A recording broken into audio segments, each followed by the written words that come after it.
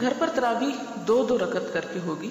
کوشش کریں کہ جتنی صورتیں آپ کو زبانی آتی ہیں وہ ساری کی ساری آپ پڑھ لیں. آپ یہ بھی کر سکتے ہیں کہ ہر 2 رکعت میں ساری صورتیں پڑھ لیں تاکہ آپ کا قیام لمبا ہو جائے. اور اگر آپ قرآن کھول کے پڑھنا چاہتی ہیں تو اس کے لیے یہ ہے کہ ساتھ ایک ٹیبل رکھ لیں جس پہ آپ سپارہ جو آسانی سے رکھ اور اٹھا سکیں. تو قیام میں آپ سپارہ اٹھا کے کھول کے پڑھ لیں اگر آپ کی قرات ٹھیک ہے.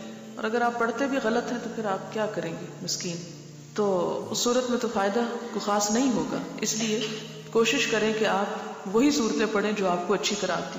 اس میں ایک بات یاد رکھیں کہ اگر آپ سپارہ کھول کر پڑھ ہی رہے ہیں تو آپ کی حرکت کثیر نہیں ہونی چاہیے، کیونکہ حرکت کثیر نماز میں خلل ڈالتی. حرکت کثیر کا مطلب ہے یہ نہیں کہ آپ اس کو کھول کے کھڑے ہو جائیں، پھر ایک ورقہ آگے پلٹیں، پھر پیچھے پلٹیں، پھر آپ ادھر ادھر دیکھیں، پھر آپ بند کر کے رکھیں. یہ چیزیں جو ہیں یہ درست نہیں. نماز کا اپنا خشوع و خضوع اور نماز کا اپنا احترام جو ہے وہ باقی رہے گا. حضرت عائشہ رضی اللہ تعالیٰ عنہ کے غلام ذکوان قرآن کریم سے دیکھ کر نماز پڑھایا کرتے تھے. اسے بخاری نے روایت کیا.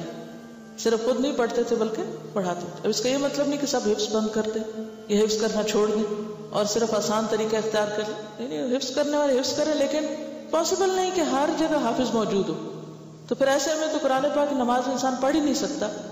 تو یہ چیز چونکہ صحابہ کے سامنے ہوئی اور کسی نے اس کو رد نہیں کیا، اس کا انکار نہیں کیا، منع نہیں کیا، ناپسند نہیں کیا، تو اس لیے اس کا جواز موجود ہے. حضرت انس رضی اللہ عنہ کہتے ہیں رسول اللہ صلی اللہ علیہ وسلم نے فرمایا نفل نماز اپنی طبیعت کی خوشی اور شوق کے مطابق پڑھو. جب طبیعت تھک جائے تو بیٹھ جاؤ، یعنی پھر بیٹھ کے بھی پڑھ سکتے ہیں یا پھر تھوڑا بریک بھی لے سکتے ہیں. اسے بخاری اور مسلم نے روایت کیا. آپ نے دیکھا ہوگا کہ شروع کے 1-2 دن مشکل ہوتے ہیں، پھر مزہ آنے لگتا ہے. حضرت عائشہ رضی اللہ تعالی عنہا کہتی ہیں رسول اللہ صلی اللہ علیہ وسلم نے فرمایا اپنی ہمت کے مطابق عبادت کرو، اللہ تعالیٰ اجر دیتے کبھی نہیں تھکتے جبکہ تم عبادت کرتے تھک جاتے ہو. اسے بخاری اور مسلم نے روایت کیا.